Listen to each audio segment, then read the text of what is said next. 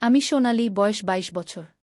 কলেজের ছুটির সময় আমি কয়েক দিনের জন্য ফুপির বাড়িতে গিয়েছিলাম, কারণ স্কুল বা কলেজের ছুটি হলে আমি সবসময় ফুপির বাড়িতেই যাই। এবারও আমি সেখানে গিয়েছিলাম। ফুপির পরিবার ছোট ছিল, ফুপি, ফুফাজি এবং তাদের মেয়ে দিব্যা। দিব্যা আমার থেকে ৩ বছরের ছোট, কিন্তু আমাদের দুজনের মধ্যে ভালো বন্ধুত্ব ছিল। ফুপি খুবই কঠোর মেজাজের ছিলেন, কিন্তু ফুফাজি ছিলেন শালীন, গম্ভীর এবং আকর্ষণীয়, বয়স প্রায় ৪০-এর কাছাকাছি, কিন্তু শরীর এমন যে কেউ দেখলে থমকে যাবে। আমি তাকে সবসময় একটি সম্মানজনক সম্পর্কের চোখে দেখেছি, কিন্তু সেই দিন এমন কিছু ঘটল যা আমার মনের দুনিয়াকে নাড়িয়ে দিল। ফুপি দূরের আত্মীয়ের বিয়েতে গিয়েছিলেন এবং সেখানে ৭ দিন থাকার কথা ছিল। রাত প্রায় ১-১টা বাজে, দিব্যা তার ঘরে ঘুমিয়ে পড়েছে।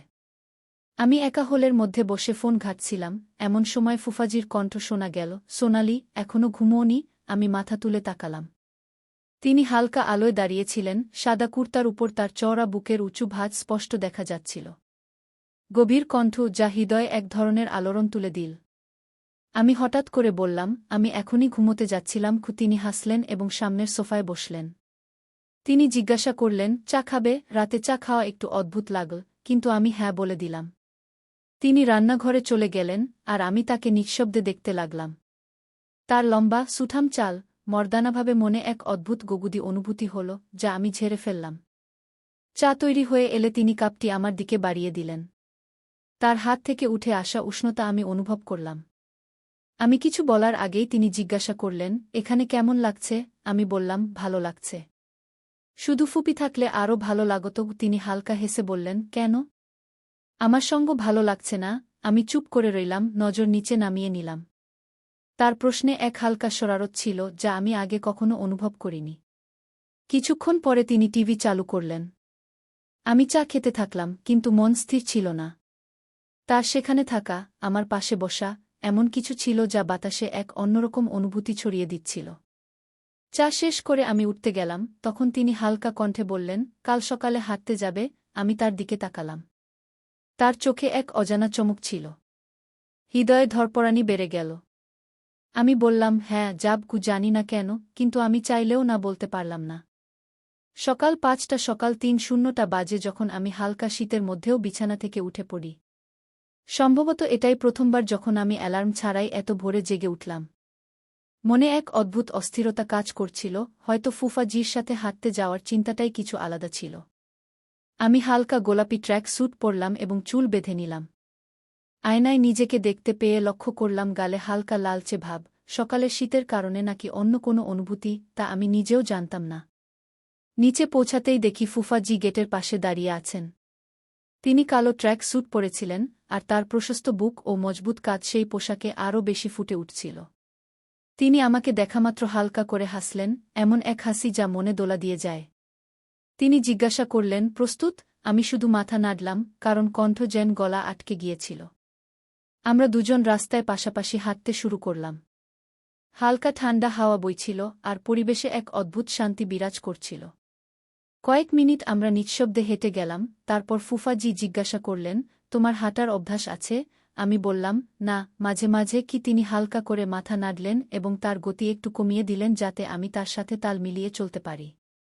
কিছুক্ষণ পরে আমরা হ্রদের পাশের ছোট পার্কে পৌঁছালাম। সেখানে লোকজন যোগ ব্যায়াম ও ব্যায়াম করছিল, কিন্তু আমার দৃষ্টি শুধু ফুফাজির উপর ছিল। তার হাঁটার ভঙ্গি, শ্বাসপ্রশ্বাসের ছন্দ, সবকিছুই এক গভীর আকর্ষণের মতো মনে হচ্ছিল। আমরা একটি বেঞ্চে বসে কিছুক্ষণ বিশ্রাম নিলাম, তখনই তিনি তার হাত বাড়িয়ে দিয়ে বললেন, "চলো, একটা জিনিস ট্রাই করি।" আমি বিস্ময়ে তার দিকে তাকিয়ে বললাম, "কি?" তিনি বললেন, "ব্রিদিং এক্সারসাইজ। এতে স্ট্রেস কমে।" আমি ধীরে ধীরে আমার হাত তার হাতের উপর রাখলাম।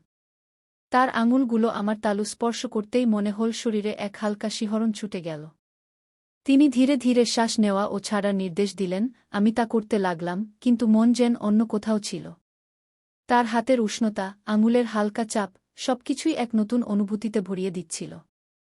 হঠাৎ তিনি আমার তালু হালকা করে চেপে ধরলেন, যেন বোঝাতে চাইছেন যে তিনিও কিছু অনুভূত হচ্ছিল। তিনি জিজ্ঞাসা করলেন, "আরাম পেয়েছ?" কণ্ঠে এক গভীরতা ছিল। আমি ধীরে মাথা নাড়লাম, কিন্তু আমার হৃদস্পন্দন দ্রুত হচ্ছিল। আমরা উঠে ঘরের দিকে হাঁটতে লাগলাম। পথে কয়েকবার তার হাত আমার হাত হালকা করে স্পর্শ করল, আর প্রতিবারই মনে হল যেন এক হালকা বিদ্যুৎ খেলে গেল। বাড়ি পৌঁছে তিনি বললেন, কালো আসবে। আমি তার দিকে তাকালাম, তার চোখে এমন কিছু ছিল যা আমি আগে কখনো দেখিনি। আমি বললাম, হ্যাঁ। আমার ঠোঁট থেকে শুধু এই শব্দটিই বেরিয়েছিল। কিন্তু আমি জানতাম, আগামীকালের সকাল আজকের চেয়েও বেশি বিশেষ হবে। সারা রাত আমি ছটফট করলাম।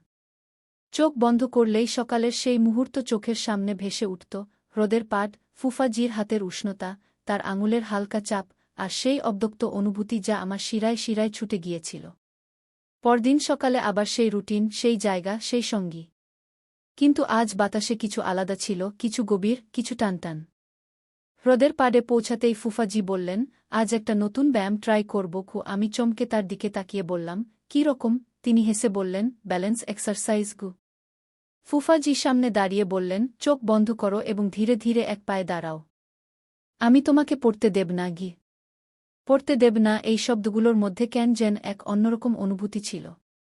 আমি ধীরে চোখ বন্ধ করলাম এবং এক পা উঠাতেই হালকা করে দুলে গেলাম।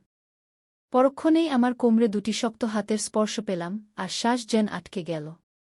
তার আঙুলগুলো হালকা করে আমার কোমরের কাছে লাগানো ছিল, যেন আমাকে ধরে রাখছে। কিন্তু সেই স্পর্শে আরও কিছু ছিল, কিছু অজানা, কিছু অদ্ভুত। তিনি বললেন, ব্যালেন্স বজায় রাখো। তার ধীর, গভীর কণ্ঠ কানে মধুর মতো গলে গেল। আমি নিজেকে সামলে নিলাম, কিন্তু সেই হালকা চাপে মনে হল শরীরে এক শিহরণ ছুটে গেল। চোখ খুলতেই আমার দৃষ্টি সরাসরি তার চোখে গিয়ে ঠেকল। সেখানে এমন কিছু ছিল যা শব্দের বাইরে। তিনি ধীরে বললেন, খুব ভালো করেছ গি। কিন্তু তার আঙুলগুলো তখনও আমার কোমরকে হালকা করে স্পর্শ করছিল। আমি অনুভব করলাম, তার স্পর্শ যেন একটু বেশি সময় ধরে রয়ে গেল, হয়তো অনিচ্ছাকৃত, নয়তো ইচ্ছাকৃত, আমি জানি না। সে মুহূর্ত কতক্ষণ স্থায়ী ছিল তা আমি বলতে পারব না। কিন্তু সেই অনুভূতি আমার স্মৃতিতে চিরকালের জন্য গেঁথে গেল। বাড়ি ফেরার পথে আমরা দুজনই নীরব ছিলাম। কিন্তু সেই নীরবতাও যেন কথা বলছিল। সেই রাতে ঘুমোতে গিয়েও ঘুম এল না। চোখ বন্ধ করলেই সেই স্পর্শ, সেই গভীর কণ্ঠ, কোমরে তার আঙুলের স্পর্শ, সবকিছু যেন আত্মায় গেঁথে গেল। সকাল হলে মনে এক অদ্ভুত অস্থিরতা কাজ করছিল। আমি নিজেকে বোঝাতে চেষ্টা করছিলাম যে এগুলো সবই সাধারণ অনুভূতি। কিন্তু হৃদয় যেন অন্য কথা বলছিল। আজও আমরা একসাথে হাঁটতে গেলাম, কিন্তু আজ ফুফাজির মুখে এটি একটি হালকা শরম ছিল। তারা বলল, আজ কিছু নতুন চেষ্টা করব। আমি হালকা সংকোচের সাথে জিজ্ঞাসা করলাম, এখন কি? তারা বলল, ডিপ ব্রিদিং এক্সারসাইজ, কিন্তু এবার একটু কাছ থেকে, খুব কাছ থেকে। হৃদয় জোরে ধড়ফড় করে উঠল। ঝিলের কিনারে সেই একই বেঞ্চ ছিল, সেই একই হাওয়া ছিল, কিন্তু আজ মাহলে কিছু আলাদা ছিল, কিছু বেশি গভীর, কিছু বেশি অনকহা।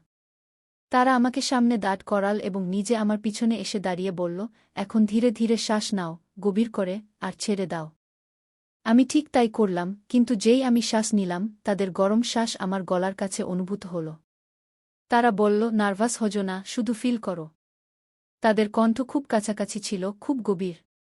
তাদের আঙুলগুলি আমার কাঁধে হালকা করে ঠেকল, এবং যেই আমি শ্বাস ছেড়ে দিলাম, তাদের ধরা একটু আরও স্থির হয়ে গেল। তাদের আঙুলের হালকা চাপ, তাদের শ্বাসের গরমাহট, সবকিছু হৃদয়ের ধড়ফড়ানি বেকাবু করে তুলছিল। আমি ভেবেছিলাম তারা কিছু বলবে, কিন্তু তারা শুধু নিঃশব্দে দাঁড়িয়েছিল। তাদের ধরা হালকা ছিল, কিন্তু এতটাও হালকা নয় যে কোনো প্রভাব ফেলবে না। কয়েক সেকেন্ড কেটে গেল, সম্ভবত একটি অনকহা ইকরার সেই শ্বাসের মধ্যে সিমটে গিয়েছিল। আমি চোখ খুললাম এবং ধীরে ধীরে তাদের থেকে দূরে সরে গেলাম। তারা কোনো জবরদস্তি করল না, শুধু হালকা হাসির সাথে বলল, এখন ভালো লাগছে? আমি শুধু মাথা নাড়লাম, কিন্তু হৃদয়ে যে ঝড় উঠেছিল তা থামার নাম নিচ্ছিল না। সেদিনের পর থেকে ফুফাজির আমার কাছে থাকাটা একটি অদ্ভুত ব্যথার জন্ম দিতে শুরু করেছিল। তাদের প্রতিটি কথা, প্রতিটি হরকতে আমি কিছু আলাদা অনুভব করতে শুরু করেছিলাম, এমন কিছু যা আগে কখনো অনুভব করিনি। আজও বাড়িতে শুধু আমি আর ফুফাজি ছিলাম। আমি কিচেনে ছিলাম, চা বানাচ্ছিলাম, যখন হঠাৎ পিছন থেকে তাদের কণ্ঠ শোনা গেল, সোনালি, এক কাপ আমার জন্যও বানিয়ে দাও। আমার হাত কাঁপছিল, কিন্তু নিজেকে সামলে নিলাম। আমি বললাম, জি বানাচ্ছি। আমি কাপে চা ঢাললাম এবং যেই পিছনে ফিরলাম, তারা আমার খুব কাছাকাছি দাঁড়িয়েছিল, এত কাছাকাছি যে তাদের শ্বাসের হালকা গরমাহট আমার গাল ছুঁয়ে যাচ্ছিল। আমি একদম থমকে গেলাম। কি হলো? তাদের কণ্ঠ গভীর ছিল, যেন সরাসরি রুহে প্রভাব ফেলছে। আমি বললাম, কিছু না। আমি কাপ তাদের দিকে বাড়িয়ে দিলাম, কিন্তু হাত কাঁপল, চা ছিটকে তাদের হাতে পড়ে গেল। ওহ! আমি ঘাবড়ে গিয়ে তাদের হাত ধরে ফেললাম। তাদের আঙুলের গরমাহট আমার হাতে নেমে এল।